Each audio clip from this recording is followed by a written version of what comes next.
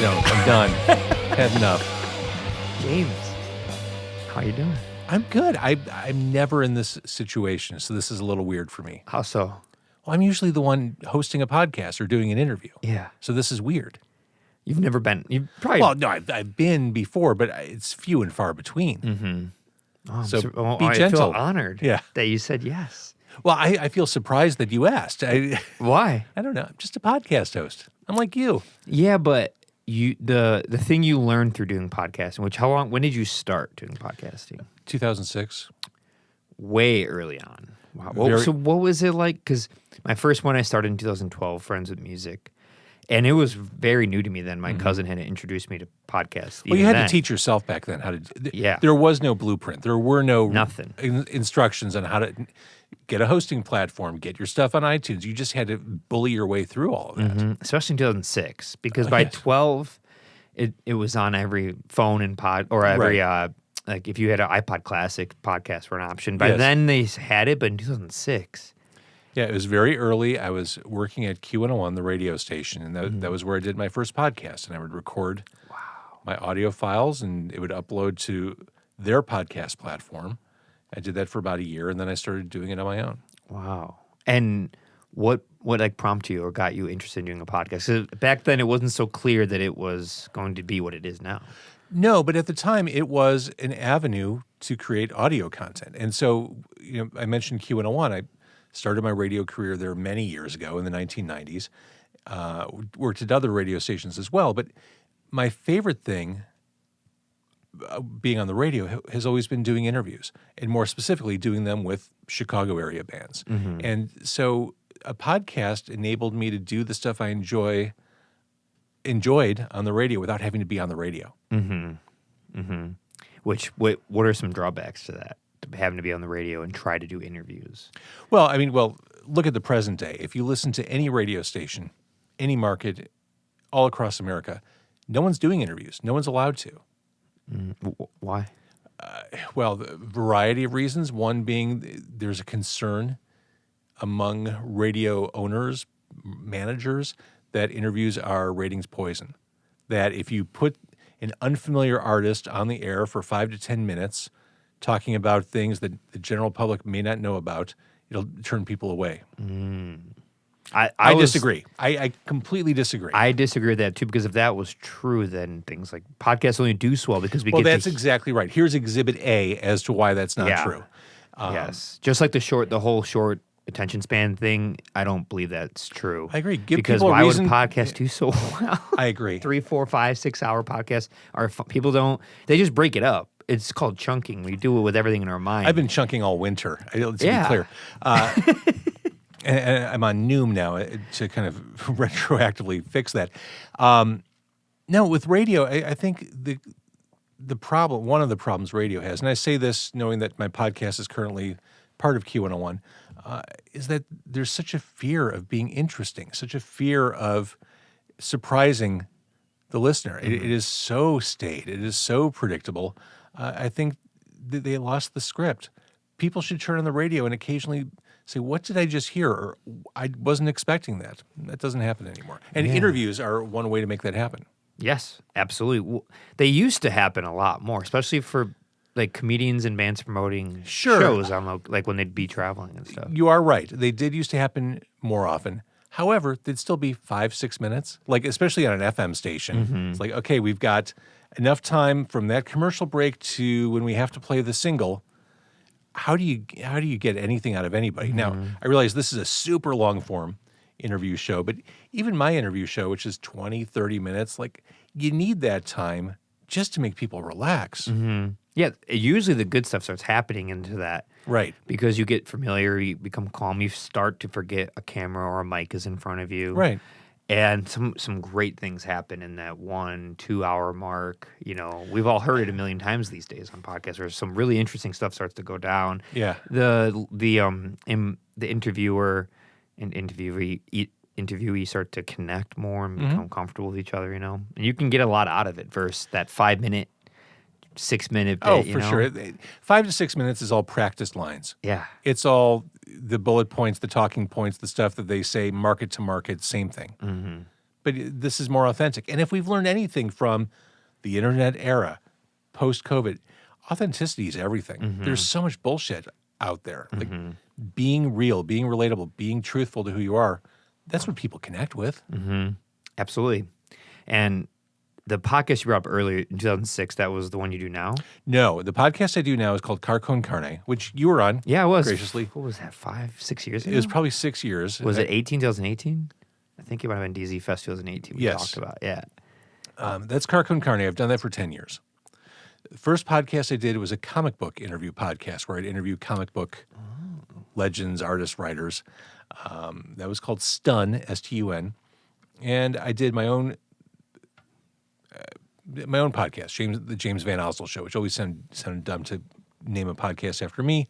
Did that for about 2 years. Then I moved it to the Steve Dahl Podcast Network. Steve Dahl, Radio Hall of Famer, legend here in Chicago. He blew up the ballpark down the street from where we are right now. Did that, and then I started Con Carne. Okay. You knew him? Yeah. Oh, wow. Did you meet him through just being in radio for a while? Being in media, yeah. What got you, because we're hopping around a couple things. You've done podcasts for almost 18 years now, and then you were in radio first. Yes. And how did you get into radio?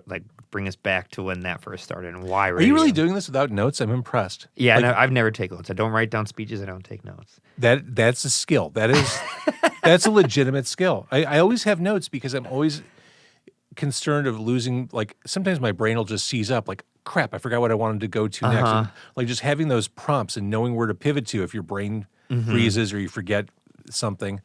Full credit to you. Thank you. I always wanted to go into radio when I was a kid. I'm a little bit older than you. And I didn't have musical aptitude. I'm saying this as I'm looking at guitars on the walls, a full drum kit in front of me, a full mixing console. I never had the aptitude to make music, but I loved music. I wanted to find a job or a career where I could be surrounded by music. And so for me, the answer was radio. And I was one of those rare kids, I think rare, in that I really knew what I wanted to do from a very early age, like 5 or 6 years old. That's rare. Like I was buying records by the time I was 7. Are you from Chicago? Yeah. What area originally? Born in Edgewater, at Edgewater Hospital, which became a really scary abandoned hospital for a while. Now I think it's condominiums over on Ashland by Foster. So you've been up in the North area for a while? Yeah. Okay. But I've always wanted to get into radio, and then I had an opportunity. I went to the University of Kansas for 2 years. Then I finished at Columbia College. And while at Columbia, a radio station had just flipped from what's called the adult contemporary radio format to alternative. It was Q101, and they were looking for interns. And I started interning there, and right place, right time, for sure. And I got my first job there. What year was this? 1993 is when I interned. Okay. So you got out of Columbia around... I graduated Columbia in January 94, and I started interning in summer of 93. Okay, I'm trying to think, because I work at the Audio Arts and Acoustics there, which has got a lot of people associated with radio and whatnot. I'm trying to think of who... I think there's a couple people teaching there now that went there back then. Oh, probably. Nick Eipers, I think is one person. I'm trying to think who else. Maybe Bernie Mac. Yeah, they're on the same time. Yeah. That's funny, in 93. Yeah. I graduated from there in 2014. Okay, yeah. Like I said, I'm a little bit older. Yeah. Seasoned. Yeah. But it's good because you grew up in a time when radio was the thing.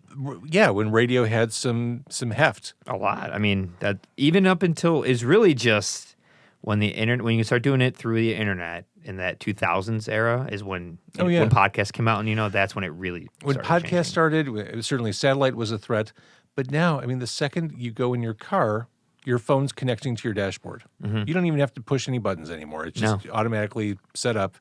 That's it's a legitimate existential threat. And again, I say this knowing that Con Carne is a Q101 podcast, but it's a scary time. Yeah. What do we do? What do? We focus on brands more than we focus on the delivery method. That word. Brands. It has such a different feeling and weight to it from when it did years ago. For sure. Because it's now becoming more of how someone identifies or a personality type or trait, instead of just an actual entity.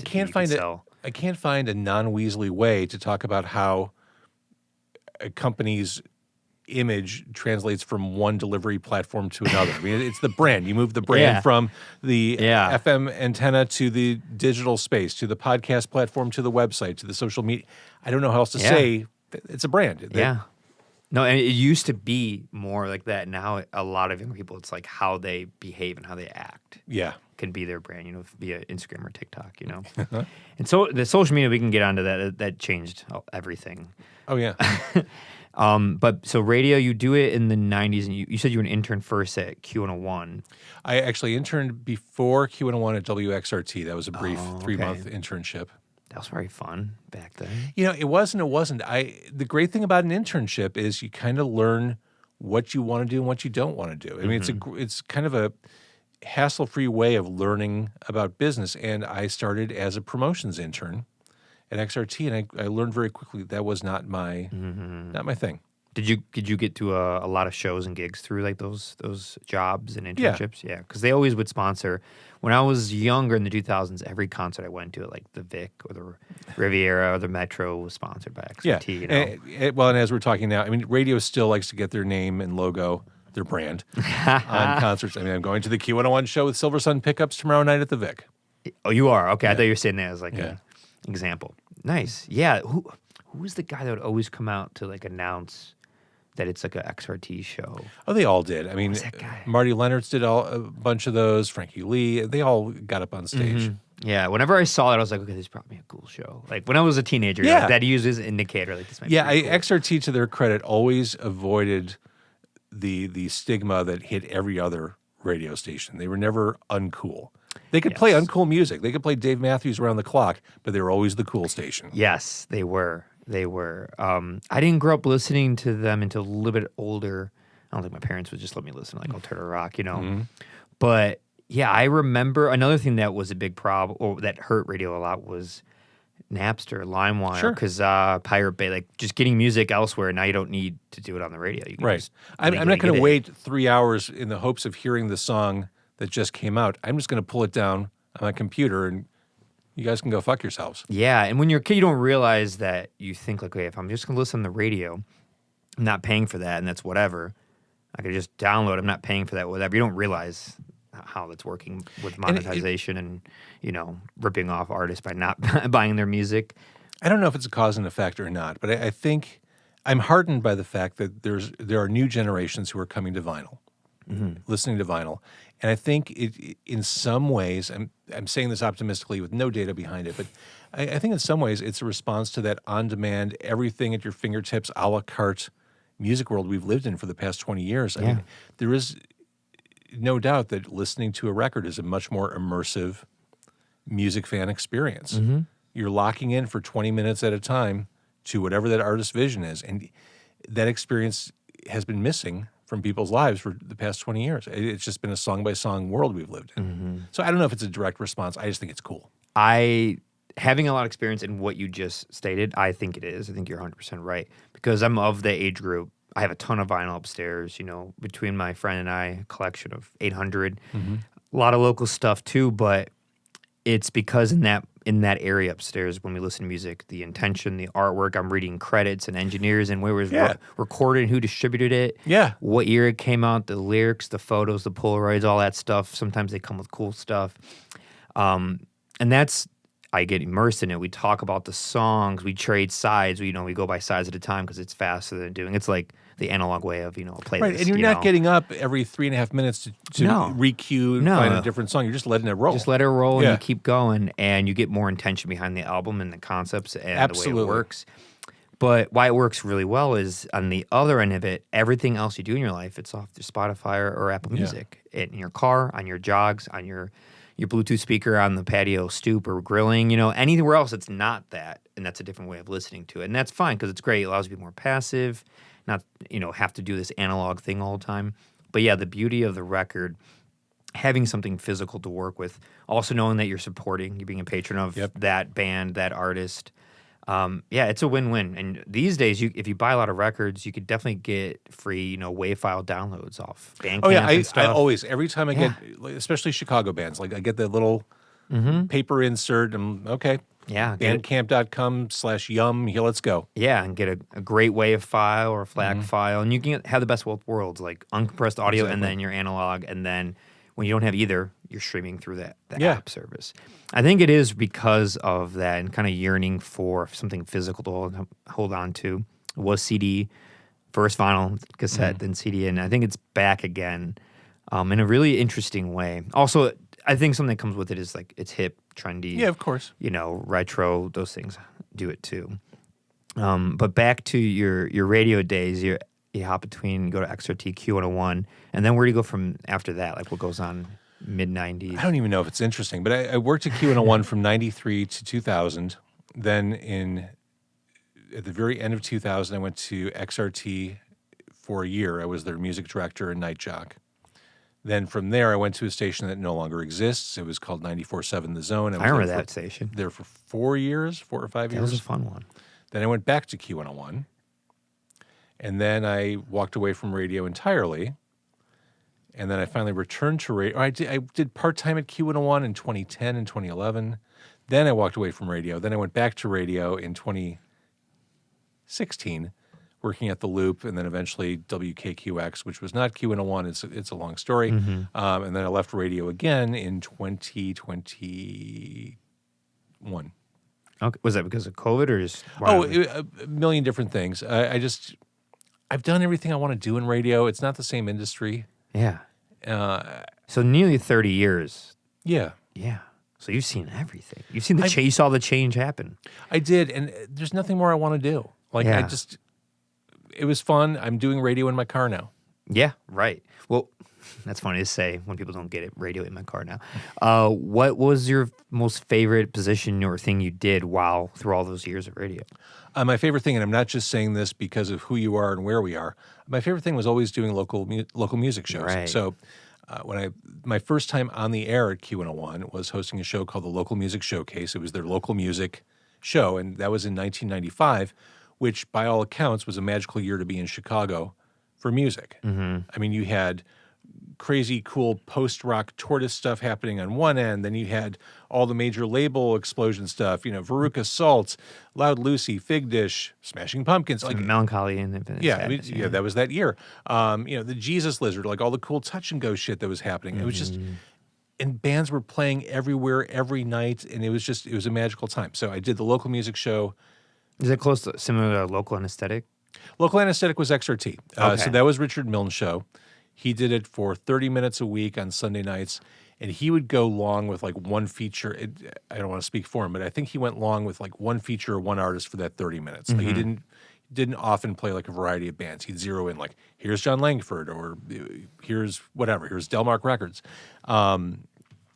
Local Music Showcase evolved into Local 101 in 1997. Just rebrand, if you will. And then I hosted that till I left. Okay. I used to love that show, Local Anesthetic.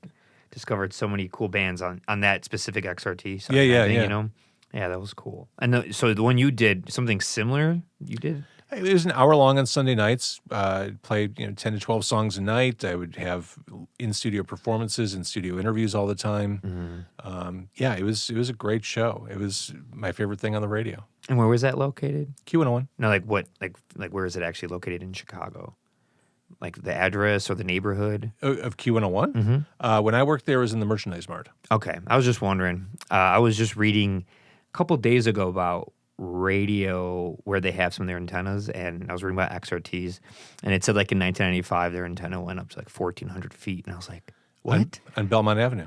I was confused about it, and then one of them, I think it said it moved to the John Hancock. Yeah. Yeah. No, when I worked there, the antenna was in the back of this tiny little building at 4949 Belmont. I think the antenna is still there, actually. But then they moved it to the John Hancock. Well, I think the physical antenna is still there. I don't think anything's going out over it, but it's still there.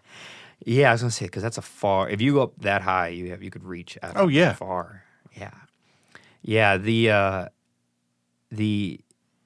issue that I've always had with radio, and I never understood it, and I still don't now, knowing everything I know about music, is shortening of a song that's 4 minutes and 30 seconds to 4 minutes and 5 I can't speak seconds. to that. It's stupid. I'm like, I get it if you don't want to play like 2112 Rush, like a 20-minute song or something.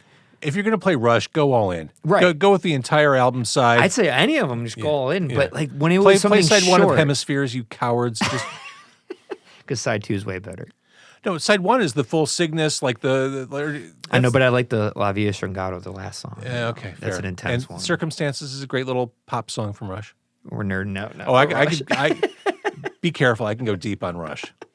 I can't go that deep. I can go kind of deep, not as deep as you, I don't think. But yeah, the shortening of a song, but just a little bit, like 15 seconds, 20 seconds. I'm like, it just didn't make. I was like, why are we doing? I know why. Probably trying to get more commercials or whatever. But It's a pop approach. Again, going back to that idea of managers, program directors, not wanting to chase the audience away. Like, just it's about brevity. Let's just tighten this song down to its essential elements: the hook, the riff.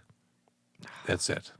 But we've learned time and time again that the short attention span thing isn't Right. It's not true. I mean, I always use this one as a good example. In like 2001, which would be the time that you'd be playing this music, a song came out that should not be popular by all standards, all metrics based on these Literally standards. every Tool song.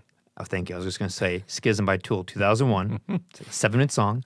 Odd time signatures, polyrhythms, weird patterns, stuff you can't follow in any pop sense ever. But it's like the number one song, one of the number one songs People in the like country. to be surprised, and that's Who would it. have thought? At the same time that, Survivor by Destiny's Child they're popular at the same time. Yep. But yet, there's no way this could be enjoyable and digestible by someone who is just into pop music. Yet it was. And I was a little kid back then, but I remember hearing it all the time. Like, it's a weird song, but it was cool.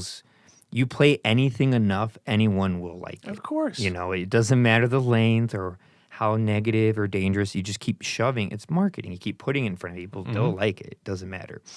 Yeah, and so I've never agreed with that and the pop thing, and it always just made no sense to me. I'm like, I get it. It doesn't translate. Like, it sounds like you're doing the math right, but it never adds up correctly, Exactly.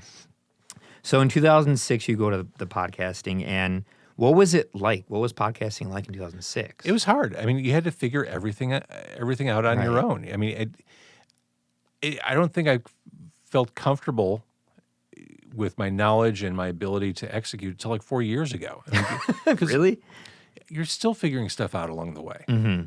Yeah. So what, like just technical stuff or just format? It's all technical stuff. Format, I mean, I'd done radio for a long time. It's Right. going to be what it's going to be. I mean, and you're taking an approach that I take as well.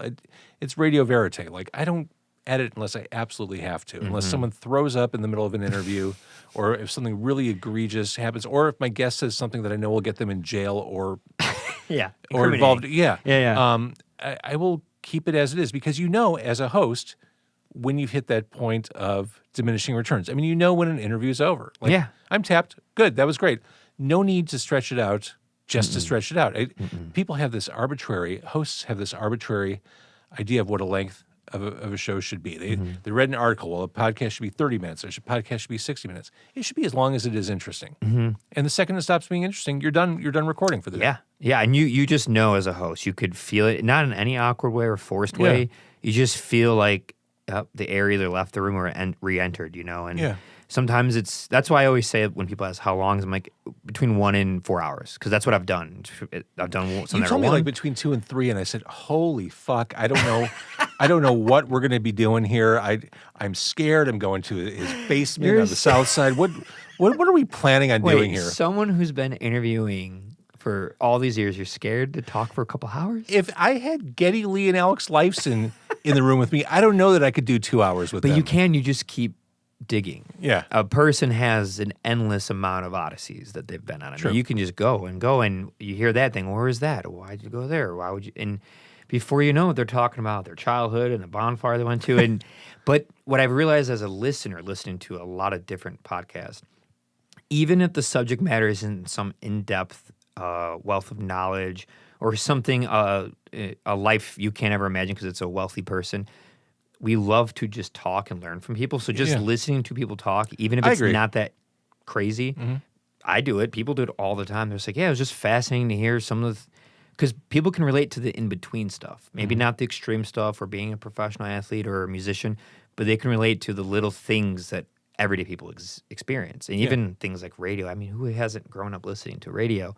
And people now who didn't, they might be fascinated by the stories of this old thing we used to do, and they're like, "What? Why would you do that? That's so weird," And wow, cutting songs short and low quality, fidelity, going over AM, FM, and yeah, and I mean that's another big thing. Always was once you play with CDs and wave files, that the AM, FM audio just drives me crazy. Oh yeah, super compressed.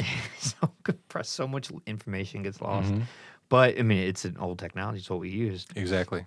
And so getting into podcasting, it was the Wild West back then, unlike now. I mean, anyone can do a podcast right now with their voice memo, and CD Baby or DistroKid or Podbean or whatever, and you're good. Like, it's fast. I don't know. And I used to be a strong advocate for people to start podcasting. Like, if they had a really specific, identifiable lane to go down, turn that into a podcast. And I'd give as much encouragement as possible. I don't know what opportunities exist content-wise anymore. I don't know how you cut through right now. I don't know either. I mean, well, it depends on your intent. Are you trying to make a business and a career and like make money off and live off of it? If that's what you're trying to do. Stop now. Unless you are very famous and have really fun guests that are world-renowned people, like people know who that name, household names. I don't know how you can do it with how much those are That's established the wrong already. reason. That's the wrong reason. I'm just saying if that was your reason, not going to happen. If it's just a hobby, you do fine financially and just want a hobby because you like woodworking, you want to talk about it, that's cool. That middle ground where you're like, yeah, it's a hobby, but you would like it to go, that is just lucky, lightning in a bottle, random occurrence of something goes viral you weren't planning on because of one guest you had. Right. I don't know. This has always been 100% fun and hobby, but also 100% revolving around everything I do because almost all the guests are people I meet through what I do. Yeah, of course. And then it feeds on itself, and then people can listen and make sense of the music world and all the different individuals that come through. Mostly not even musicians, people I meet who are musicians. And in setting up for a recording or a session, you just talk to them and you find out they used to be a chemical engineer for like NASA. And you're like, well, I got to talk. I mean, I don't know anything about that. I want to talk to you about that. And you don't even end up talking about music, just that. There is a local singer/guitarist who I do believe works for NASA. We could talk about him after we're done recording. I can confirm that exists. That's cool. It's so cool. I love when that stuff finds or happens and you're like, huh? Or someone's a lawyer but specializes in one thing and like, you're a lawyer by day for Chase, JP Morgan, and then you play in a metal band at night. I'm like, this is so fascinating. This is not related, but you just reminded me. The greatest comic book character, I think, ever created was Daredevil. Stan Lee creation. You saw him in She-Hulk and briefly in the latest Spider-Man movie. He's a lawyer by day, but by night, he's a lawless vigilante. So the jobs he couldn't get done as Matt Murdock, attorney at law, he took care of at night as Daredevil. Yeah. Also, he was blind. Yeah, without seeing. He had his radar sense, but the whole justice is blind thing, like Stan Lee had never created another character that as is good pretty as smart. That's a really crafty, like on the nose type of thing. Yeah.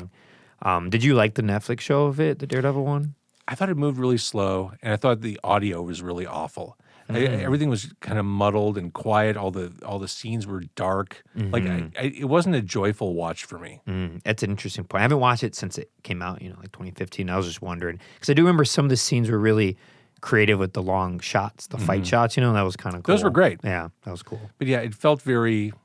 I'll have to check it out again. I got sleepy watching some of those episodes. Really? It was also probably 5 episodes too long each season. Yeah, they do that though. Some stuff should be 3-4 episodes. It's 10. Yeah, that's interesting. You brought up Matt Murdock, right? Matt Murdock. Matt Murdock. Yeah, Matt Murdock, Daredevil. Just the people you meet in interviews. Oh yeah, I'm sure if you experienced a lot, you get to talking. You're like, man, I wish I could talk to you more about that. Maybe could you do yours 20-30 minutes, your podcast, right? Yeah. I'm sure it happens all the time when you're like, man, that's fascinating. I'd love to learn more about, your dad, is, the Secretary of State for so and so. Like, just you hear these crazy things when you just put yourself out in the world and just hear conversation. And that goes full circle why I think people like to just listen to conversation. They hear and can imagine a whole nother life and world. And it's immersive in some ways, just mesmerizing, listening to people talk about little things, simple stuff. What it was like going to, maybe you relate, like I went to the store and I hate having, pay the 30 cents for those plastic bags when you check out and someone's in their car like, yeah, what's up with that? Just the dumbest stuff. You just said it. That's what makes radio work. That's what always has made radio work. You're stuck in traffic on the Kennedy. You're heading over by Division, and traffic's not moving. You hear someone on the air say, "Oh my God, it took me forever to get to work." There's a Gapers by Division, and it was brutal. You instantly connect with that. Everyone connects, and that's what makes good local radio work, and that's what makes podcasts work. So the idea you had for your podcast originally, what was the theme of it again? Was it still to interview bands? Always interviews. Yeah. Because I can't, I did some on-air work on WGN, talk radio, AM 720. I think being on the air or behind the mic solo is the hardest thing you can do as an announcer when you don't have someone to bounce off of. In the case of WGN, the breaks were 15 minutes in between commercials. Try talking for 15 minutes comfortably with no one to talk to. Yeah, that's hard. It's hard. That's hard. I did it, but it's hard. But that all said, if I'm going to do a podcast, I'm going to do it where I'm talking to somebody. Yeah. So when you're doing these 15-minute segments, you were reading a prompt, an outline, or just I'd have my notes. Notes? Yeah. And the subject matter was? It depends. Well, for that, it was anything. It could have been local music, could have been food, could have been, this crazy weather. It depended on the day. So talking about local music, pre-social media, when you could just find local stuff all day, especially with the modern algorithm picking up on your searches, how are you finding all these bands and local bands in the 90s and 2000s? Well, I was, let's be honest, I was lucky. I was working for a very popular alternative radio station hosting, a well-known local music media show. So I would have people sending me stuff. I had mail bins every week delivered to me with CDs, tapes. It's a music lover's dream. Well, right, and it was I was that music lover and dream fulfilled. So I never had ambitions to be a morning guy or an afternoon guy. Like I was totally cool being that guy on the weekend playing the Jesus Lizard. Yeah, that's cool. Because I also got to pick whatever I played. You don't get to do that outside of a specialty show. Oh, right. You got to kind of like orchestrate it and just really fine tune it and just be intentional, Well, with my show, yes. Yeah, with your show. That's what I'm saying. Which is great, I'm sure. Because I feel like a lot of certain radio, you don't have any say in anything. All of radio. You're like, everything. Flat out, all of radio. Wow. So based on what you know and your experience, what are some things that they're trying to do now to not have this ship sink so quickly? I don't know. I mean, I think leaning into podcasting like Q101's doing is smart. Mm-hmm. But I'm not inside a radio station anymore. I don't know. Yeah, it's just kind of it's going to just do its thing. I wish them luck. You're like, I'm done. Yeah, I could tell by how you're talking about it. You're like, been there, done that. Yeah, I mean, it's a lot of the wounds that radio has are self-inflicted. Yeah. Mm-hmm. Yeah. They did this to themselves. It sucks. There are a lot of good people working, a lot of talented people working in the industry, but they're in a bad spot. Yeah, I agree. I mean, without going into the minutiae, it's pretty obvious. But podcasting, like we were talking about, I also feel the same. I don't know what to tell people because I'm like, unless you want to just have fun with it, like do your thing and don't have expectations, by all means do it. But to expect something big out of it or you're going to go viral, it's never going to happen. That's a quixotic approach. I always did this as a creative outlet. I mean, and I still do. I mean, I've been able to gather sponsors along the way, but it's still, this is my creative outlet. This is the fun thing I do after I go to work. I mean, this is... Yeah. And for how many years you've been doing it in your Mazda, 2012 Mazda, right? Yeah. I remember. How many years? Approaching 10. Okay, so 10 years. And for those listening who might not know, the theme is interviewing musicians, local. Mostly musicians. I do about 100, 110 episodes a year. Wow. And 80% of them are done in my car. Your car? In my parked car, usually outside a restaurant or brew pub. Or whatever. Local food, something nearby. With ours, we did Peppo subs. I remember it was really messy. Yeah. It was a really... super oily. Yeah, jar, like, not a jarnier, they call it the guts. They're just kind of going everywhere, and it's like, I think it's like tomato. It's almost like a jarnier. It was so Midwestern. Yes, very, Really good though. Yeah. And that was I can't believe that was that long ago. I forgot how we got connected. How you? I reached out. Yeah, I'm trying to remember how you even knew about it, but Well, DZ Fest. I guess it just made the way. Yeah. Like, let's talk about DZ Fest. I wish I was able to do it now. I'm trying to do it in the city, but it's it's a lot of work. Oh, yeah. Yeah. But I wish I still had it right now. Like, I'm hoping to bring it back in next year or so. I haven't done it in 2 years, but working on the documentary about it, that's the kind of the main Amazing. goal at the moment. Mhm. That's amazing. Good for you. Thank you. In your podcast, do you know how many interviews you've done over the 10 years? What episode are you on? Yeah, I'm on episode 938. So you're going to hit 1,000 this year. I think so, yeah. Wow, that's so cool. And you've interviewed so many different people. I mean, so many of my friends have been on it. All these bands I know have just been, I'm like, oh, they're on it. Oh, cool. Like, I'll see it. Yeah, I really prefer talking to independent local bands for a variety of reasons. One of which being when you talk to a national act or artist, it's a lot harder to connect. It just because there are those things you have to cover, and those you don't get a whole lot of interesting stuff out of them because they've got their talk track. Mm-hmm. They've done this a lot, right? Like everywhere. Who were some of your more favorite interviews with the more national act that you've done? Well, I mean, I always have fun talking to Tiffany. She did her third interview on my podcast this week. International pop star Tiffany. Okay. I've heard of the name. I don't know. Here's it. our age difference. Yeah. I've heard of it. I just don't know her. I think I could be speaking out of turn. I think she was the one who bumped Michael Jackson's "Beat It" off the #1 spot many years ago. Wow. Many. 40 years ago. But yeah, most recently she was on The Masked Singer in the UK. Okay. So she's fun. I mean, it's cool perspectives. I had Art from Everclear on this year, who's a great interview. I have the occasional surprise, like Michael Shannon was great a couple years ago. Mm-hmm. The actor, Michael. Yeah. Because he's from Chicago. Yes. Right. Because I know back in the, like maybe 10 years ago when he was less famous, friends of mine would play shows. And I guess he's a big music lover. He'd always be at the shows. My friends would take photos with him and stuff. And like, oh, he's in Boardwalk Empire, on HBO. Like, yeah. But looking at the DZ Fest posters on the wall, I'm like, oh, Bad Bad Meow, they did the podcast. And maybe Black Bear Rodeo. Black Bear Rodeo, Joys, Beverage and the Cell Drinks. Phones, Peekaboos, Lollygagger. Lots of these artists, for sure. Weekend Run Club, Lollygagger, 8-Bit Creeps. Like, they've all been on the podcast. Yeah. Bowen, Spear, Black Glass. Yeah, a lot. Bloom. Did you ever interview Beach Bunny? I tried. I got no response. Yeah, after they played in 2018, I also had a hard time getting some responses for them. I played them on the radio back before they got signed, but I couldn't get them on the podcast. Got big, freaky fast. Yeah, that was interesting to see. That was one of their first show ever was at Ashbury Coffee Shop out by my house. Amazing. My friends they opened up for my friends, and then they played DZ Fest, and then their songs went viral, and the ship sails. The ship sails. I know that's the one band.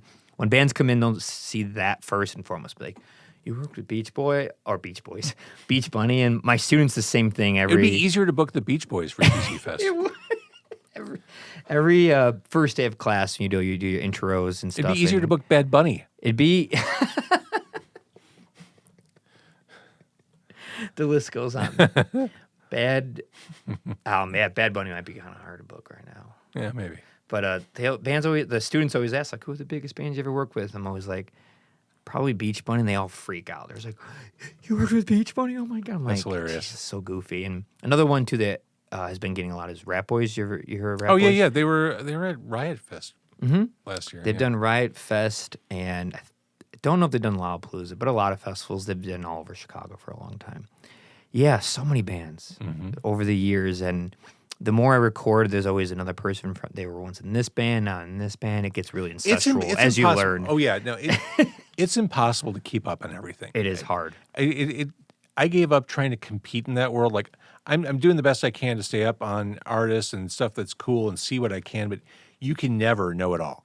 It's just there's too much going on, too much behind the scenes. Like when Freako started blowing up, I'm like, where did Freako come from? Like, I missed that. It's funny. They played 2019, and you see they're kind of playing early on Saturday because they had 250 likes on Instagram and 100 streams on Spotify. And I was like, they're awesome, but they're really new. So like, it's just how it goes. You play earlier if you're awesome and And I really think new. they're great. I'm going to go see But them then at they, Metro like, on blew up. Friday. Yeah, they're playing the Metro. I saw them on accident last Friday at Reckless Records on Belmont by by Halstead and Clark over there. And I'm walking outside. I know them, and I know Bailey, the singer from it. And I see her. I'm like, oh, hey, what are you doing here? And she didn't say, oh, we're performing in Reckless. She's like, oh, I'm just like hanging out. And I'm like, oh, well, I'm going to the Reckless to get some records. Good seeing you, 20 minutes later, her Frico and her, they're playing. And I'm like, wait, what? They're just playing a show here? It was a great show. Watched it. And yeah, it got their vinyl. And it's cool to always work with bands at the beginning. Oh, yeah. And see the great things they do. Go to Europe, Japan, record deals, vinyl. Highs and lows, just, I don't know. It's been really fun to see it and to see it permeate, see different scenes grow, DIY spots rise, and the whole ebb and flow of it. But yeah, at the end of the day, it's a lot. It's so much to keep up with. Even on the very low local scene, it's so much. As soon as you scale across all of it, forget it. It's impossible. I can't keep up. I've always had people ask me, what band should I keep an eye on? I'm like, I'll give you some that I'm listening to right now. This is not a definitive list, nor is this a list that you should ascribe to the entire city of Chicago. Like, this is just stuff that's in my periphery. Yeah. Because you can't speak to something that big and ever-changing. I know. The same answer I gave. I say there's a couple, but honestly, you have to. I can give you some guidelines, but you have to figure it out on your own and like figure out what works for you. You get out of it whatever you put into it. A lot of people say this these days, and it drives me crazy. Friends will be like, "There's no good music. Everything sounds the same." Like, there's more music now than there's ever been on the human planet.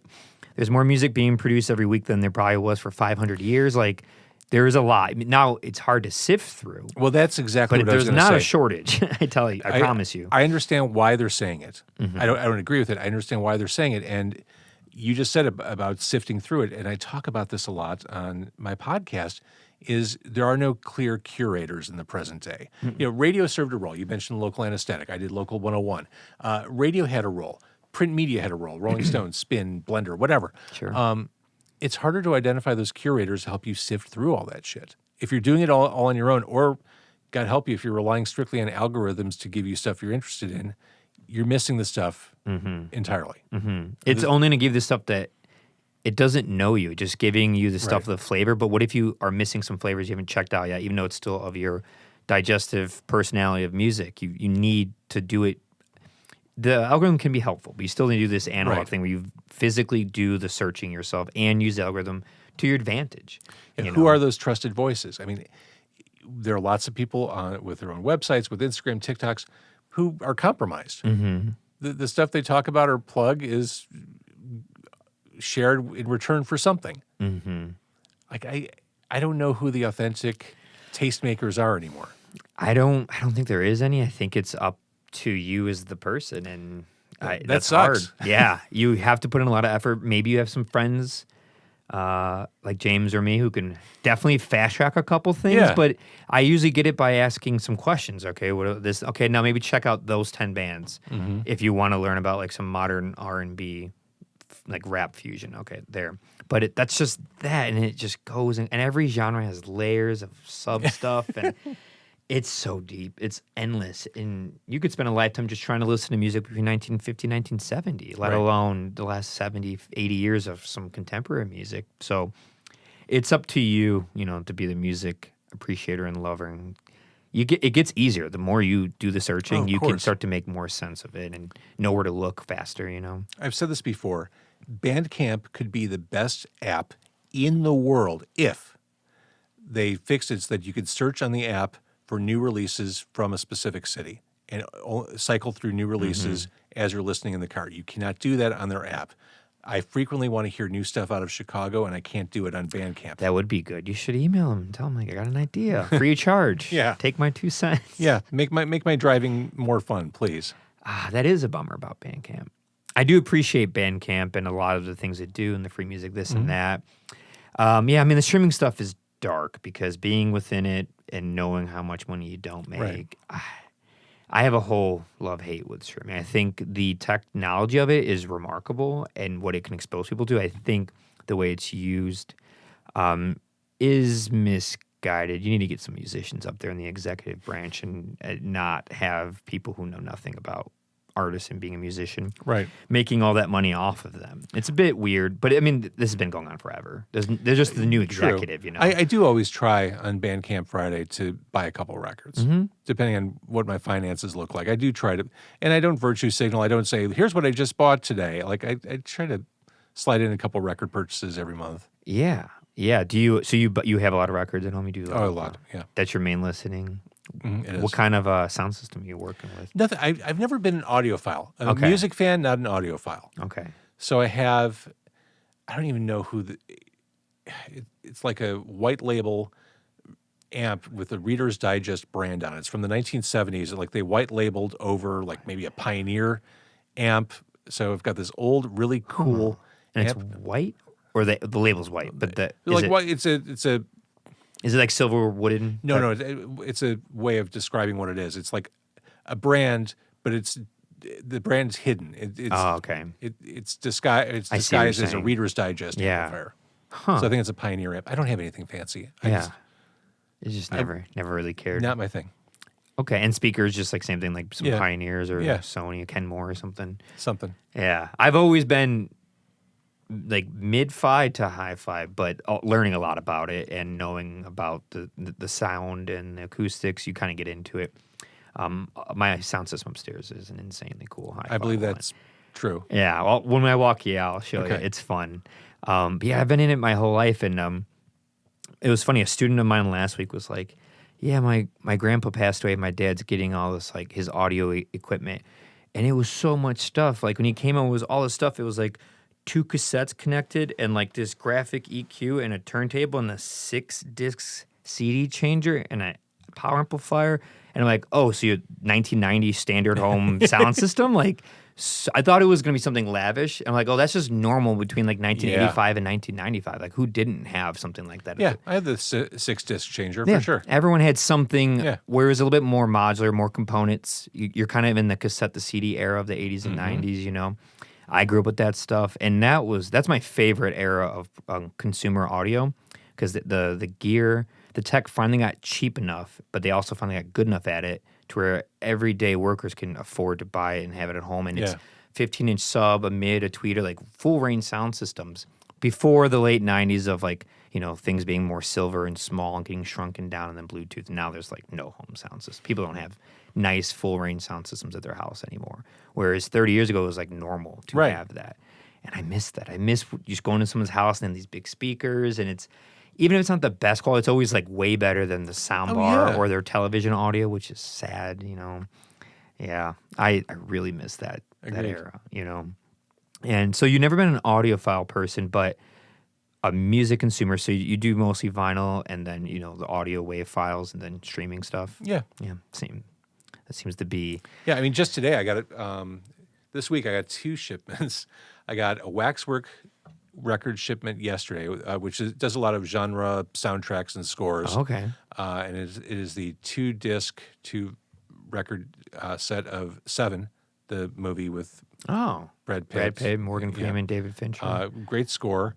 And then today I got a package from None Such Records, which includes Laurie Anderson. I forgot the name of the album, the one with Superman. Also David Byrne and Brian Eno, My Life in the Bush with Ghosts, which if you haven't listened to that for a while, or if you've never listened to it, it still sounds current. It was recorded in 1981. It's about the coolest fucking record ever made. Yeah, I haven't heard that in a while. It's so good. Yeah, I gotta check that out. It is when you place it on a timeline in 1981, it is absolutely groundbreaking. Yeah, that's a big thing about music. It's not just the content or the lyrics or the style. Is it bumping? When did it come out relative to everything it's weighed against is a huge factor when it comes to how I even judge like a great song or this. Yeah.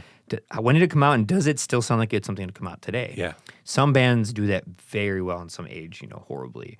And, you know, I thought for a while the gated reverb age, and then it kind of came back a little bit for a snare drum. But yeah, there are some of those timeless bands, and David Byrne, he's kind of been that way for a while. I mean, there's some technologies that he used that give a sound off that's like, this is what 1985 sounds like, you know, but that you can't always escape that. But yeah, his music's always been amazing. Even his new stuff, American Utopia and all that. Yeah. Oh, I also got that in the mail too. Oh, really? Yeah. I think My friend Bobby Wooten, Victor Wooten's nephew, who played in a bunch of bands, what's it called, blah blah blah, back in the day. He's the bass player for David Byrne, and Wow. yeah, he's gotten like some Grammys and Oscar nominations with him and stuff, and he's got a wild life now, playing with him all the time. Would you say he's got a wild life? That was good. Yeah, he's got a couple wild lives. I had a David Byrne encounter. This was 2001. I was staying at a hotel in Boulder, Colorado. Byrne was playing the Fox Theater in Boulder, I think. And in the hotel, there's just a really long hallway from where the elevators were with the rooms to the front desk.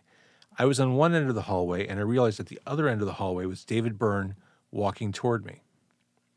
And I had what felt like a lifetime to think about what to say as I Yeah, passed because you him. could just see him walking. Just me and him walking down the hall. And when I finally got close enough, I'm like, hey, looking forward to the show tonight. Oh, hey, thanks a lot. That was it. That was the whole exchange. But I was like stressing about it. I'm like, there he is. What do I do? I'm like, I'm just going to. You said the best thing, because it's not annoying. You're not prying. He's chilling, but, probably is annoyed with people bothering at hotels, The right thing I always say to anyone who feels just in any echelon other than just normalcy is just like that, like a nice short, like, oh, thanks for the music you make, That's it. Because when you hear them talk about what it's like to have to live that way, you're like, I can't you don't imagine what want, that's like. Yeah. It's not fun. It's not, unless you make the money to back up the privacy, it's definitely not fun. Right. But it's like, oh, woe is my life, first world problems. But it's like, you could still not be a jerk to that. Just leave them alone. We're not going to remember you. They meet a million people a week, a day. They don't know who you are. So just say something nice and leave it alone, Exactly. Yeah, that's the way I try to. I don't really meet that many, like, famous people. So I know. But people are people. Just treat them like a person, Exactly. But I'm sure you've communicated through all the years with all different types of people from many different levels. Because of radio, yeah. Yeah. Did you ever interview like Smashing Pumpkins or anything back in the 90s on the radio? Yeah. Sure. And Billy Corgan's been in the car. Oh yeah, he has. I remember. Oh my, that's funny. Small world. That's cool. That's cool. So yeah, I mean, it just starts to become normal. Like, two people are just people. It's just the job they have. Right.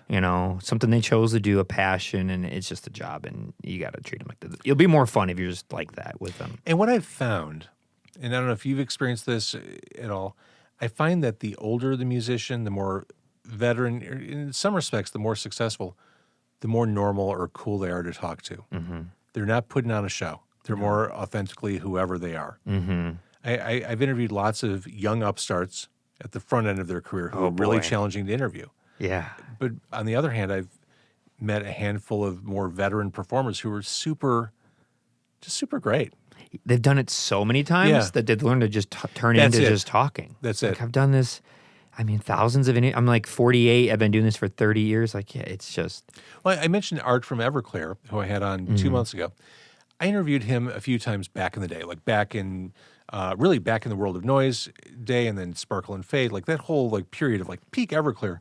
And Art was insufferable as an interview. He was terrible to deal with. He was unfriendly. He was mean. I kind of dreaded interviewing him. In the present day, he's comfortable with who he is, where he is, and why he is. And he's just great to talk to. Life got to you. And I think that's it. I mean, people shouldn't be held to who they were 30 years ago. Yeah, that's been a problem as of late. Yeah, You've noticed?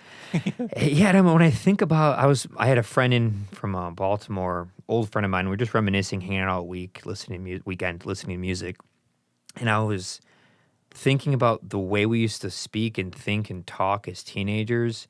Innocent, oh, God. Innocent, truly harmless. We weren't violent. We never hurt people, but said the dumbest stuff. Yes. Just seeing what sticks, what doesn't, goofing, making up things, being completely ignorant of most things. Yeah, trying to be as outrageous as possible. But completely harmless. Never heard anybody. It just didn't. We're just messing around, hanging out in clubs, clubhouses and bonfires. You just don't.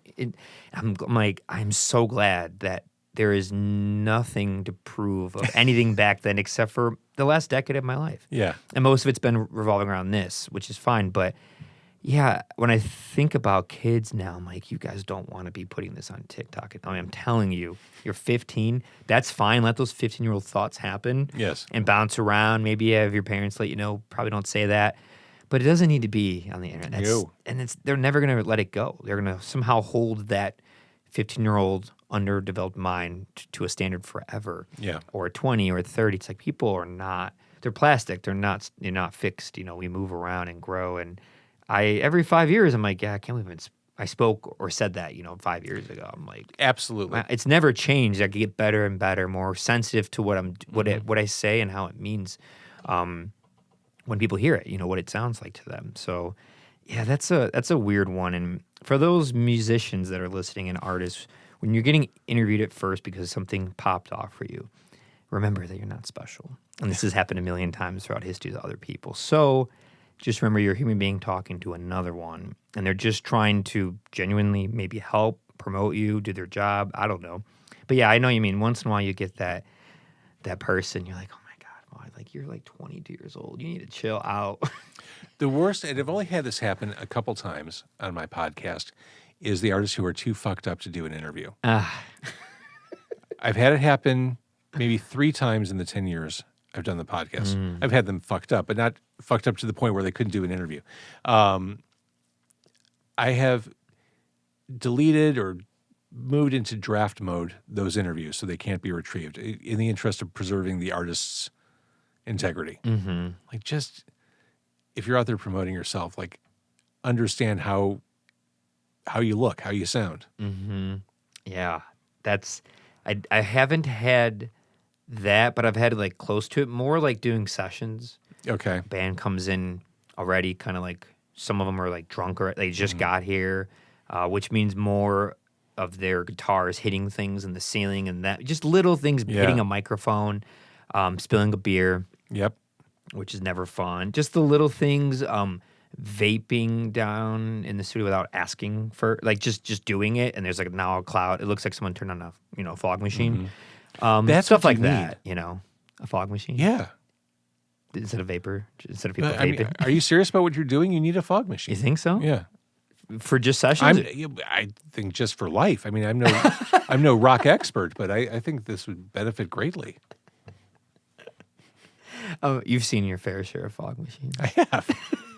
I used to do one when we'd have Halloween shows at the old location in the studio. We'd have massive, 150 people in the basement, and we'd do fog machines. But if you are too close, it gets hard to breathe. Yeah. I've learned. True story. Yeah, it does get hard to breathe. And but yeah, the little things, I'm like, I'm all for an artist being comfortable and free, especially when making an album or shooting footage, and they know a lot of people are going to see it. But I promise you, it will go much better if you were less intoxicated, less rude, and have a beer to take the edge off. Yeah, all good, but not don't 12. get drunk, because that's when you start thinking you're really funny. Yeah. Oh man, alcohol has ruined so many musicians' lives. so many potential ones. So many true good things. Yeah, I'm sure you've seen your fair share of that. For sure. Yeah. So now you're just doing you said it's on Q One's podcast network. It is. And so it's a content partnership. Okay. So it really is the best of both worlds for me. I can be affiliated with radio, but not have to work in radio. Yeah.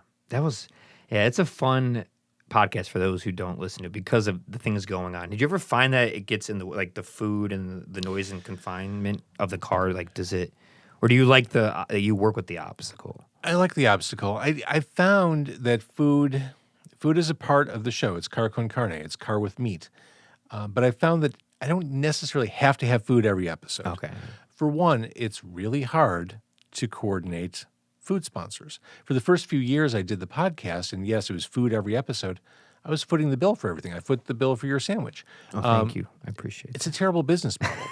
That is not a sustainable business model. Not. Like, oh, wait, there are 4 people in the band? Cool. We're going to Five Guys or whatever. We're going to Fatso's for burgers. Okay, well, that's going to be a $60. What am I doing? Yeah. So more often than not, I try to find restaurant partners who want to talk about their products, come on mic and camera and talk about what we're eating. That's hard to do. Harder than booking bands. And then most restaurants, I found, independent restaurateurs, don't like to do business over email. You got to talk to them on the phone. And who has time to talk on the phone? So I've foregone food in many recent episodes just because I didn't have a partner and I didn't want to set myself back a couple $100. Yeah. Yeah, that pre-production part is a big thing. Like this one is not much. Just book it. Usually it's through Instagram or someone's phone number. And like that's it. I don't have to worry about anything more on the pre-production. And then since I don't edit it, the post isn't that bad. Right. But yeah, doing more things like that, trying to find a sponsor each time, that is definitely time consuming. And then I think booking guests is really hard. you think so? I do. I guess it depends on who they are. There are people who book stuff often, like it's part of what they do. Yeah. It's not so bad. When you get the random person who's never been on a mic and isn't used to booking stuff and they're just a really cool illustrator, it could be, Yeah. oh, they haven't responded in 2 weeks. Just be like, oh, sorry, I didn't see it, because they're not used to having to always check their Instagram message, Right. because they don't do that. There's a lot of factors. But so you find booking bands to be harder. It's just time consuming, especially local bands are easier to book. Because they're willing to do anything. I did have Meatwave. They're like, yes, we'll do it. I had Meatwave cancel at the last minute a couple weeks ago, which sucked. They're a cool band. They're a cool band. I like Meatwave. Yeah, they canceled.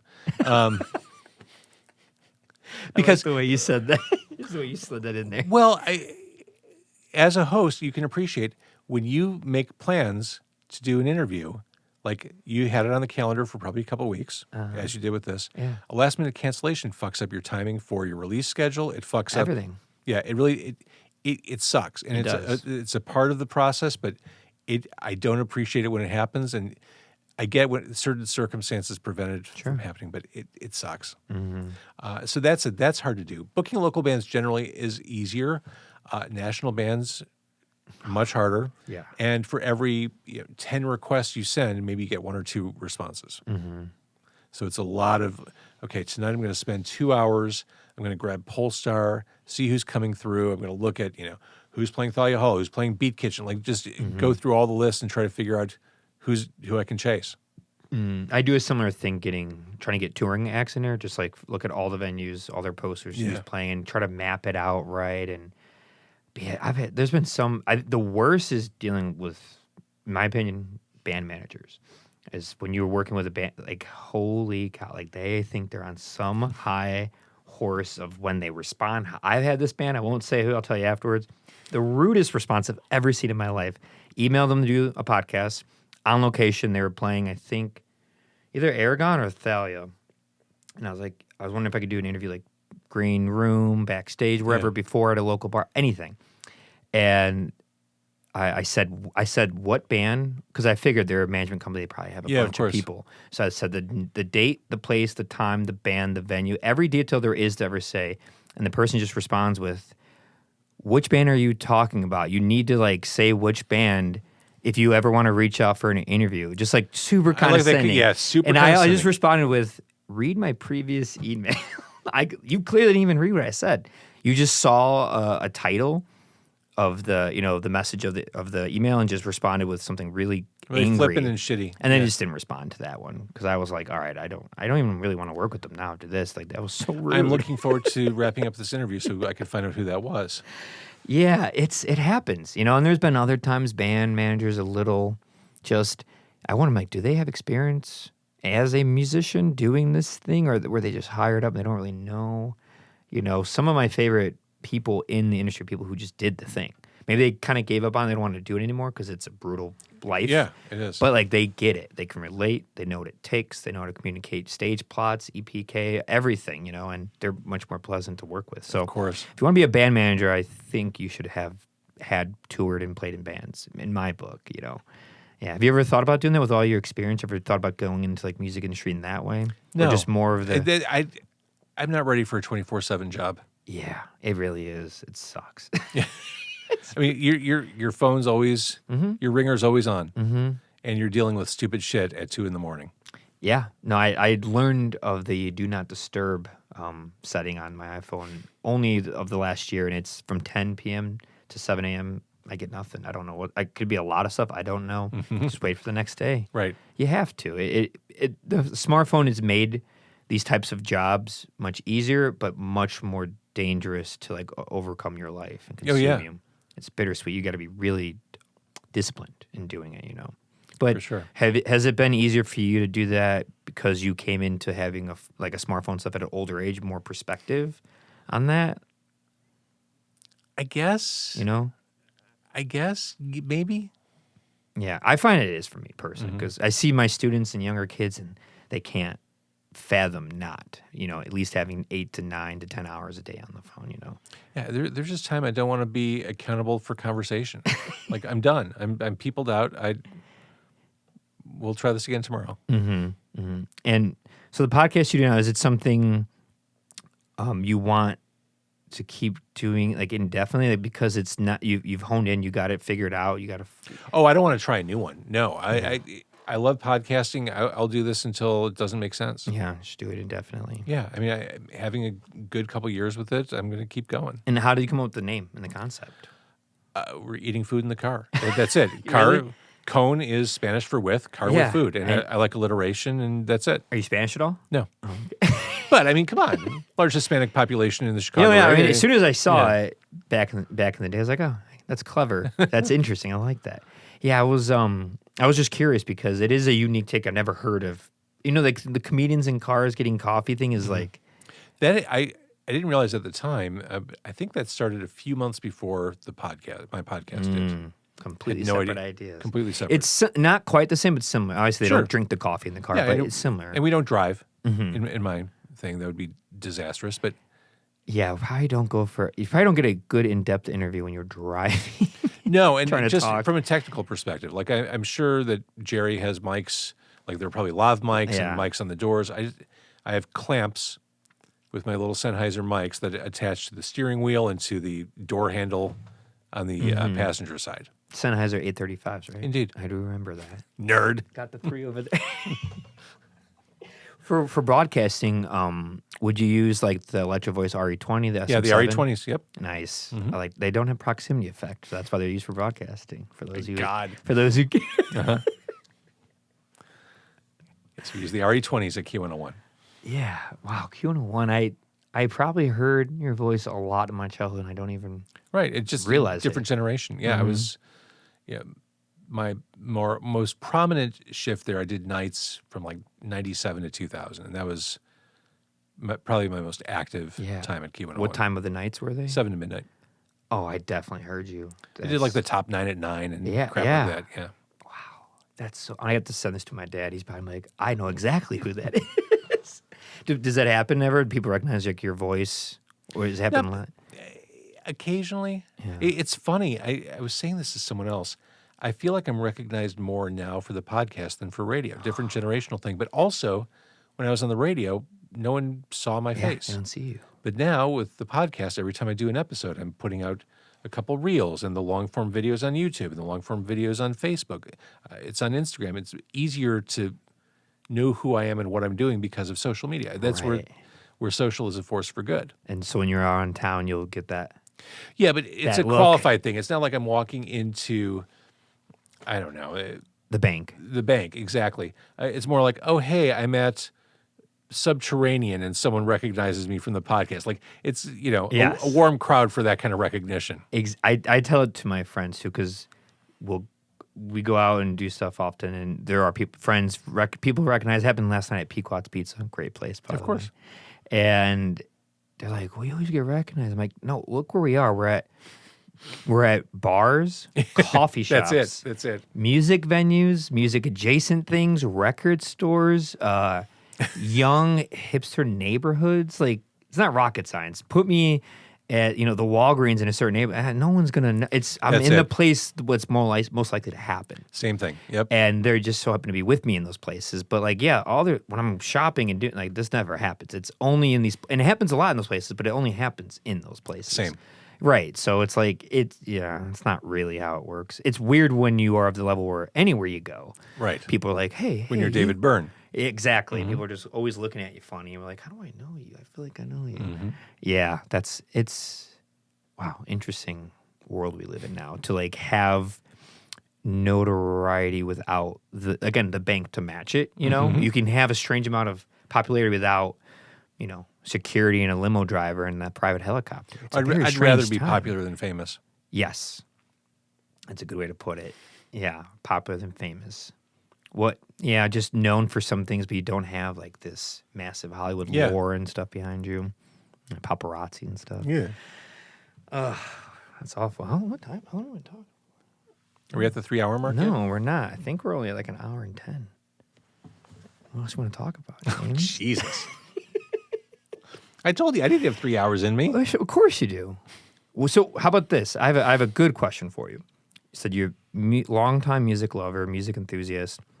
You didn't have the aptitude for being a musician or maybe even like engineer for records, but you've always been in love with music. And you said you knew at 5. What about like what were your earliest music memories? Like what happened with giving you that? They're radio related. I mean, I remember listening to the radio in my parents' car in Chicago, like AM radio before FM. I remember hearing all the hits of that era.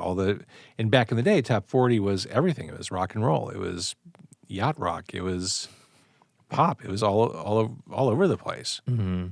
And so it just piqued your interest right away. Yeah. Like, I want to do that. Who was it? Was there any specific host at the time that you can recall No. that kind of stuck out? No, it wasn't really the DJs that made me want to be in the radio. It was just the whole idea of doing it. And it was so different back then, you know. It really was a thing, like very real. Yeah, I mean, I have 2 children, and they don't get it. No. Why would they don't use radio. They don't understand. Like, they know that I did something back in the day at a couple of radio stations. They know what radio stations are, but wow, that's so weird to think about. But it's probably the same way we look at, you know, what kind of music angle and face lock they have on their TikTok video to make it go viral, you know, and they know all about it, and you're like, really? Yeah. like that's what makes it big. Someone flipped a water bottle onto a table. Okay. Well, that I get. Are you big into like TikTok and reels? Like, does it get you? No. And TikTok is insidious. I mean, the fact that you pop open the app and it starts, here we go. We're in TikTok. We're going to, here come some videos. Hope you're ready. I post content on there because that's what you do. And every time I do an interview, I create a couple of vertical reels to share on TikTok. But I really get in and get out. Yes. It's like a military incursion. I'm glad you said that. I'm the same way. The social media apps in my folder on my phone says post and goes. So it's just I pick like 1 hour a day for all the posting across all of them. Some cross-pollinate, but across all of them just boom, boom, boom, boom, boom, find the hashtags, let's do it and just get out. Because, it's very insidious is the right word. It's very dangerous for your mental, emotional health. It's a weird one. And, you have to treat it like a job. Like, this is just part of, if I want to do the thing, I just got to do this part too, but I'm not going to take it too serious or like get too hard on myself about it. The one thing I won't do, there are many things, but one thing I won't do on social media is overshare about my life. Same. I get really uncomfortable when I see people do that. It's not wise. Not too wise to show your underage kids. That's a whole nother conversation. Oh, my children have never appeared on my social media. They're underage, I'm assuming. One isn't for much longer, and one isn't. Okay. Yeah. I mean, I always say, let their own individual person, let them decide what they want to do with, because it's almost like saying decide what you want to do with your body, because it's almost the new form of what your body takes on there's via that, the internet. and people are creepy. Like, I don't need the person who knows me as subterranean to know what my children look like. Yeah, I agree. I always wonder people who don't have anything they're sharing or promoting, and it's just their life, and they just put their whole life up there. I'm like, I mean, I post about horror movies, the records I buy. That's it. Yeah. and the podcast, same. Just it's 90% in this basement. Maybe some shots of like the records again I got, or some local band records, and just stuff outside that. I'll post most stuff outside of my personal house, but it's always has to do with bands, trying to promote someone. That's it. I think it's great for that. That's an amazing thing to be able to promote and cross-pollinate and promote each other. But the personal stuff, I'm like, why are you putting that out there? And like the deeply personal. Really, someone's just bawling and crying because someone broke up with them. Like, why? It's not going to help. I hope you know.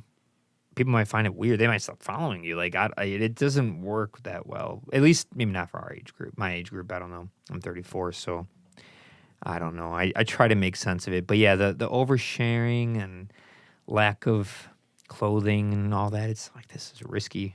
Like when you walk into a Starbucks and tell everyone, I'm having a shitty mental health day. It's all I can do to keep my eyes open without crying. Anyone can see what you post on social media. Why are you saying it there? Yeah, that'd be a funny skit. I could see that big an SNL skit, just coming out and just saying the most obnoxious The stuff thing. that you see on social media, but saying it in Yeah, a and you public realize space. that's a great way to coach somebody into being careful. They're like, all right, now say what you want to say on this. Okay, now imagine going into Starbucks or Walgreens or whatever and just saying out loud to like 35 people.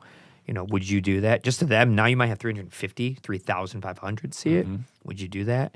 Yeah, it's the same thing with this. I rarely will talk like super personal stuff. Yeah. You just like, no, it's not about me. It's about I'm trying to talk to someone, let the world learn more about this person and what they do. Thank you. But you're really good at it. I could tell you've done this a lot because you say exactly the answer to the point and then boom, it stops. And you don't go any further. You don't meander. You don't try a dash of nuance over here. Just Well, that's years of radio. That's years of. I can hear it. That's brevity. It's forcing yourself to be concise. Don't force content if it's not there. Yeah, no fat, just perfect. That's it. That's nice. It's different. I'm always like, it just ends, and I'm like, what's that? I'm not used to it. Most people, it's almost easier to interview people who've never done it because they just start just talking. They just like they don't do the concise. Sorry, I'm not thing. giving you what you need. No, you are. It's just I have to make sure to find it, dig. And it's not just like flowing out where some people they don't get asked this stuff ever, and they just want to share. I'm a terrible interview. You're not. Trust me. Yeah. I'm not giving you a thing that you want.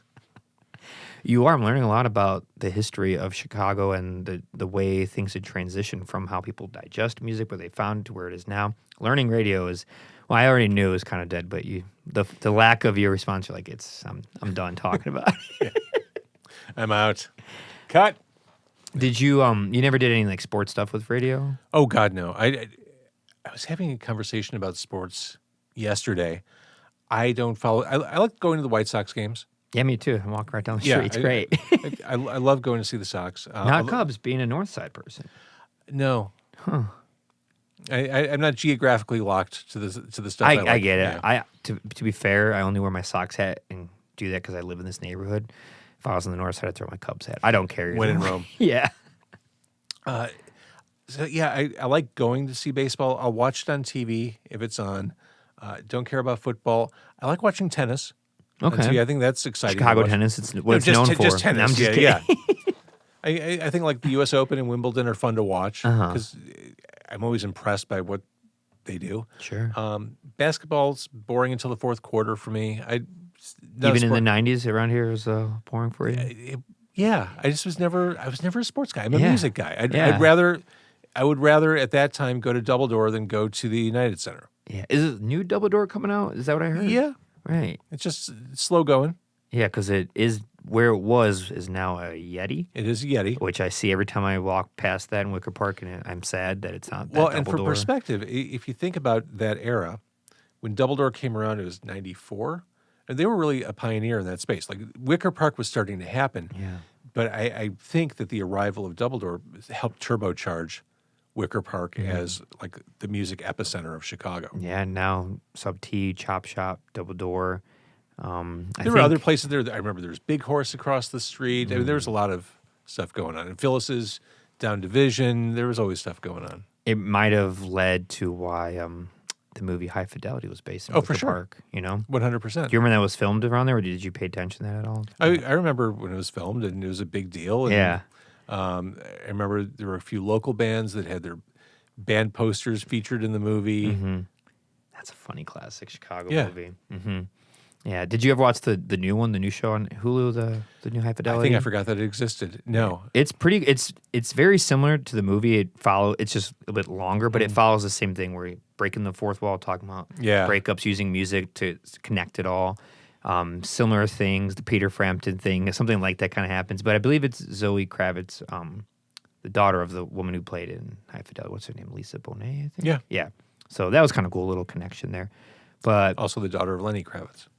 Right, I forgot about him. Yeah. that music guy. That nominee for the Rock and Roll Hall of Fame. Whenever I think of Lenny Kravitz and he's insanely pop, I always think of one of his most famous songs, "Fly Away." Yeah.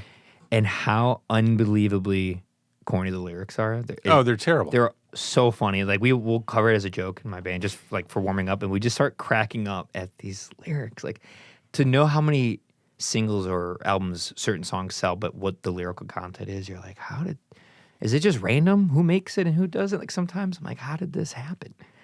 Well, I mean, Lenny had a few years of obviously he huge had other success stuff, heading sure. into that one. He did, but it's just really fun when you think of these big songs. You're like, man, that's kind of a funny thing that makes it through all the other stuff. Yeah. I'm trying to think of more fun Chicago stuff you experienced through the radio. Well, you're asking about Double Door. So, oh, yeah, Double Door. When Double Door started, I really think it helped turbocharge Wicker Park. And I think once Double Door opens, once they get everything lined up, when that happens in Uptown, they're going to be at the corner of Wilson and Broadway. I think it'll do the same for Uptown. I didn't know that's where there's meeting Wilson and Broadway. It's an old bank building. It used to be a burlesque hall before it was a bank back in like turn of the century, previous century. I think it'll have the same impact. I really do. That's interesting. Do you know when that? Do you have an idea when that opens? They're targeting within the next year. Okay. I love it. I just have one small problem with this city. Do we need another venue on the north side of Chicago? Or do we need more? Well, we do. On the south side. Here's why we need. Well, we need them on the south side. Yeah. Here's what we do need. Arguably we don't need more venues.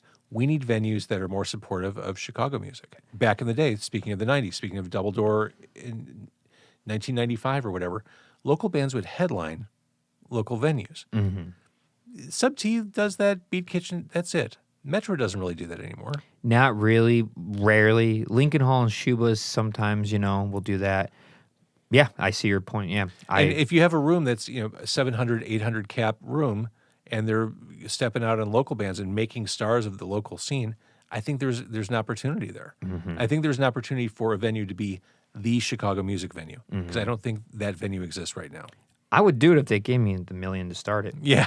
Wouldn't be hard at all. I mean, that's what I've would want for like the Ramova right down the street. Have you been to it yet at all? The Ramova Theater, the new one on 35th and Halstead. It's beautiful. It's great. It has interesting structural, not issues, but layout, because it's a historical landmark, so they can't update it for like big rigs and things coming through. So that's going to be a little bit of an issue, a bottleneck there. But other than that, like it's state of the art, very nice stuff. But it's a 1,700 person venue, and that's a huge room. Huge. It's like hard to find the right local middle acts because it's like that's so big. Yeah, I don't know a local band that draws that. No, I mean I can think of some like higher tier ones that are doing better right now, like a band like Rat Boys, La La La, Namdi. Like they could at least be a good middle band for a size that big. But that's not a disparaging comment about bands. No, it's not. It's if I'm saying that you could get 800 people in as a local band, that's amazing, Yeah, but there's a certain thing that takes to do 1,700 people at a venue, especially on a weekday, And I don't know what they're going to try to do because there's not a lot of shows going on there. And I know, Chance the Rapper owns it and Quincy Jones and Jennifer Hudson. But, yeah, there needs a couple more mid-sized venues on the south side. You don't have anything. There's Thalia, which is big, Ramova, which is big. Cobra Lounge is still like west, not necessarily south side. Yeah, there's nothing really. Does Reggie's count? Yeah, I guess Reggie's would count. You're right. But they tend to not have a lot of more of the all in Indian experimentals. If you get a lot more just like rock, rockabilly, folk stuff like that, blues, which is great. But yeah, not a lot of stuff south side. And between Pilsen and Bridgeport, I mean, they're up and coming art neighborhoods, and they for sure could definitely use that 300-400 person like that Shuba's Beat Kitchen size that just anyone could really work at. I don't know why no one's done it. Like you see this open gap for the market, and no one's done it, and there's a lot of money out there. I'm just like, I could totally do this. Just give me some money, people. It would not be hard. Let's go in on a venue, James. How do we do this? Sure. That sounds great. I've got lots of Between the spare time. bands and the bands I know, this wouldn't be too hard. We could kill. We could. You're witnessing the birth of something right now. What's it called? What do we call it? That comes last. I always think that when I meet someone who's worked with a lot of bands, I'm like, man, the amount, like the bills and the people we could book together, if we just had that opportunity, would be amazing. Yeah. That would be. We'll figure it out. We should do something. We should. We need the funding because there's so many red tape when you do stuff legally in this city. See, I grew up the DIY way. You just ask for permission later. Right. And it worked great, but you can't have longevity in it. That's why the fest stopped after 10 years. It's like, I need to do it the right way so I could sleep at night and not worry about insurance scares and people suing you. God, I can't imagine. Injuries. I mean, there's no insurance all 10 years in my backyard. Jesus. Yeah. Tens of thousands of people from all over the world. Like, no real security, no insurance, nothing. No contracts, nothing. Just winging it all the way to 10 years. That's amazing. That's the best takeaway of this whole conversation. It was really scary, and there's many times where I'm like, I mean, sometimes I'm glad I was naive of like law because it made me to where I just didn't think about it. I'm like, we're fine. Wow. We're good. Until I started meeting more bands who had lawyers, and they're like, wait, what are you doing? Yeah. Nothing. You just do it, and you hope that no one sues your homeowner's insurance. You just roll the dice. Okay, great. The one thing I had was strength in numbers. I had 50, 60 of my friends, volunteers with all the right, like strength in numbers. Like we've shut stuff down, and something was sketchy. Like 10 people would rush and be like, no. Good. Like this guy's got to go. Like nothing bad ever happened somehow. Cool neighbors. The police were really, really nice about it. They were just like, somehow you're not breaking any laws. So can we, like they wanted to always come, but they're like, oh, we got to work and, stuff like that. Yeah, it was an anomaly. Just it doesn't make any sense on paper. No, moment in time, it was a success, and you got out. Got it while the game no one was got good. hurt. Yep. Yeah, no. A lot of younger artists, people starting DIY spots in college, will ask like advice. I'm like, I mean, I don't know. I lived in the right city with the right county with the right policemen. They could have stopped it, and they were just kind of like, it's fine. Like all these little things just worked out. The right neighbors who thought it was cool instead of lame. People who would vouch for me, just lucky. My grandfather built the house, and we've been there my whole life, so everyone knew our name. Like, it was just in the city. People knew, like, oh, that's... You had, like, a protective force field around. Yeah, it felt that way, and I moved here, and it all started over, and I'm like, I don't know anybody. I don't have that ability to be like, I'm the dude who's been doing the thing they don't know, Yeah. Bow and Spear, do you remember? My backyard? Yeah. Yeah. I'm trying to think of this venue idea. This is... we need to find a financial backer, and then we can take the reins. It's easier to find a financial backer for a podcast than it is long-term building space. Yeah, it is. I don't know. Anything else you want to talk about or bring up or ask or anything? No, you're curious about? I'm sorry I wasn't as in depth in my responses. No, you are. You're a pro at this. You say it's like perfect. Like I could see your background coming out through you. Which isn't bad. It just is what it is. No, I appreciate that you do this. I appreciate that you do this for the reasons of kind of feeding the muse. Yeah. I mean, that's why you're good at what you do. I also appreciate that you do this without notes. Again, I don't do that. And I think it's an impressive thing that you do. And I love the fact that you actively, continually support local music. I mean, we talked about curation earlier. Identifying those curators is getting harder to do. Mm-hmm. And so I'm glad we have different paths but similar missions. Mm-hmm. Yeah. Thank you. I appreciate all that. And exact same thing, but even more to you because you've been doing it for so much longer. An enthusiast of local music and music beyond that, promoting it, helping on any way. I mean, you did it in a way that it only could have been done. And then, for sure. Like the only way you could do it. Now you do it in the more modern way, which is still amazing and helps promote bands and local music.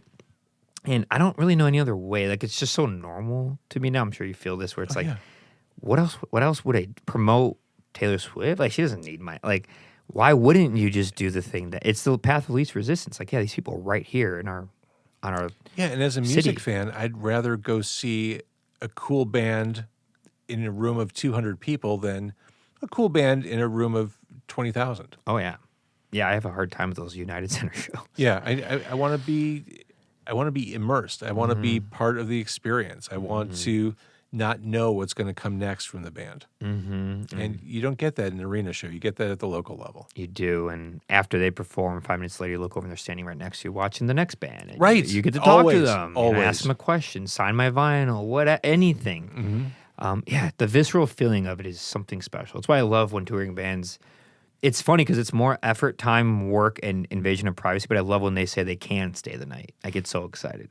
I'm like the only one who does, and I'm like, I'm down here making their beds, setting up the air mattresses, and I'm like, man, a band from New York or Dallas or Mexico's in. Like, this is cool because I know what comes with it. We're gonna sit and talk. Essentially, you have podcasts without a mic on. Yeah, for sure. Learn about where they came from, their culture, what their music scene's like. I'm taking all the notes. Like, so that's how it works in Brooklyn. Okay, like little things. It's You're like so an anthropologist. I love it. of the music world.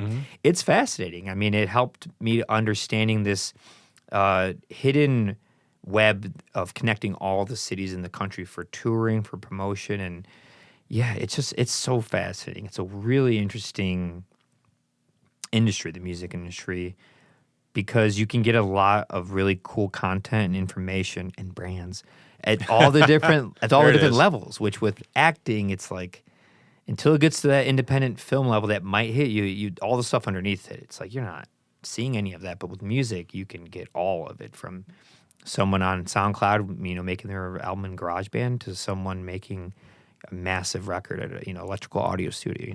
Did you ever interview Steve Albini? Once, many years ago. Yeah. Was he straightforward? Was he like how he is, or was he like cool, nice? As I recall, he was good. He was opinionated. He was cocky, but still, very articulate and Albini-esque. Yeah, I was just wondering because I had the opportunity to talk to him too, and yeah, everyone was like, "Oh, he's gonna be like this," and I was like, "He was fine. He's exactly how I like." As long as he didn't say anything too ridiculous or stupid, right? Seemed to be. I had no issues. I was just curious. I figured you may have in everything you. Yeah. I remember growing up always hearing his name. I never knew he was like a Chicago legend. I just was always like, oh yeah, Nirvana and this, and like, okay, Jesus Lizard, Godspeed You Black Emperor, Don Cab, all these cool experimental bands, Big Black Rape Man. And I really like what's that band he did? As of late, No Man. You know the band No Man? I don't. The Chicago like punk rock. You can't know everything. No, you can't. But I think they just did an album, and I'm excited. And yeah, I don't know. I'm trying to think of anything else we could touch on before we end. We almost made it to 2 hours, an hour and a half. That's close enough. Yeah, I think this gives people more time to wonder about the mysterious James. There's nothing.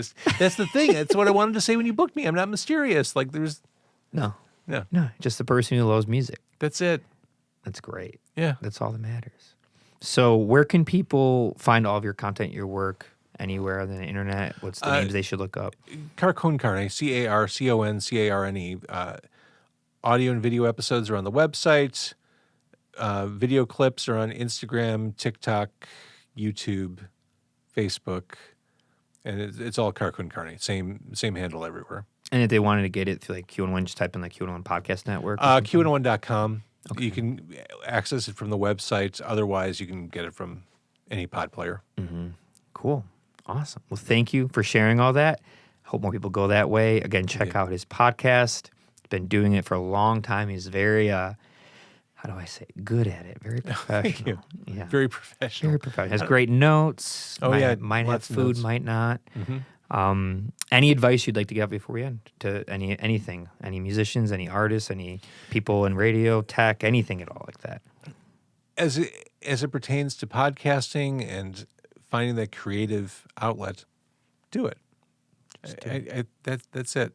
I worked with a lot of people in radio through the years, and we would talk about podcasting. They'd say, I really need to get one going. I really need to start that. Years went by, never happened. If you have the creative itch, scratch it. Yeah, I agree. And it's never been easier. Tech is way cheaper now. How to do it's easier. You don't need to be some type of, engineer wizard to figure it out. So yeah, I agree with it.